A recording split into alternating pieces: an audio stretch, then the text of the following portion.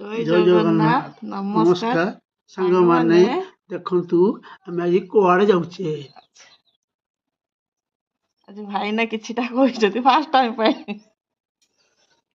ରହୁଛି ସାଙ୍ଗମାନେ ଭିଡ଼ିଓ ଦେଖନ୍ତୁ, ଲାଇକ୍ କରନ୍ତୁ, ସେୟାର କରନ୍ତୁ, କମେଣ୍ଟ ଦିଅନ୍ତୁ।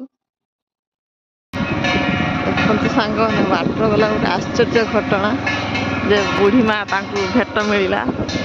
ମା ସର୍ବମା ସିଏ ମାମୁଁ ଯାଇଥିଲ ଯେ ସଫଳ ହେଲ ନା ବିଫଳ ହେଲ?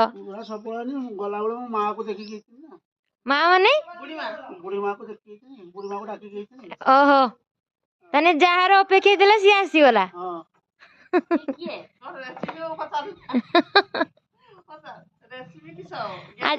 ହଁ, ଗ୍ୟାସ୍ ଆସିବ ଖୁସିରେ। ଆଜି କିସ ରେସିପି ହବ?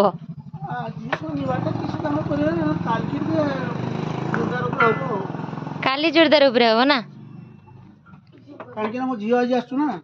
ଓହୋ, ହଉ ଘିନି ଆସ ଟିକେ। ଇଏ ଆସିଲେ ବନ୍ଧା ବନା କର।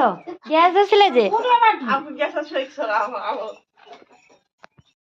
ନାଇଁ, ଗ୍ୟାସ୍ ଆସିଲା କେତେ ଖୁସି? ବହୁତ ଖୁସି, ବହୁତ କଷ୍ଟ ମୋର ଯାଇଛି 15 ଦିନ ହେଲାଣି।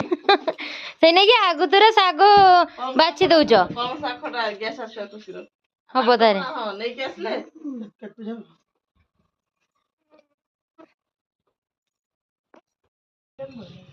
ସାଙ୍ଗମାନେ ଆସନ୍ତୁ ଦେଖିବା। ପଖାଳ ଖିଆ ଷ୍ଟାର୍ଟ ହେଇଗଲାଣି। ପଖାଳ ଖାଉଛ ନା? କିସ ତୁମର ଆଇଟମ୍? କଳମ ଶାଗ, ବଡ଼ିଚୁରା, ମିକ୍ସଚର, ପିଆଜ। ଆଗେଲୁ ତୋର?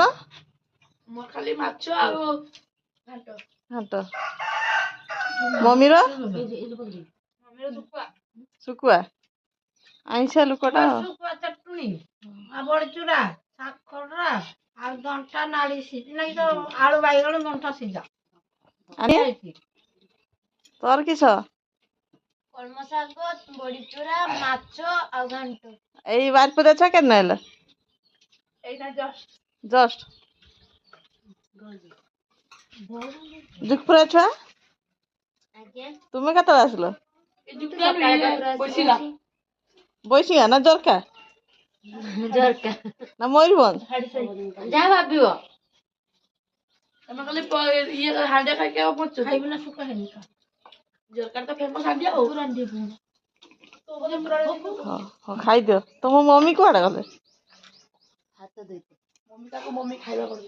ଦେଖ ସାଙ୍ଗମାନେ ପଖାଳ ଖାଇତେ ବସିଗଲେ ସମସ୍ତେ।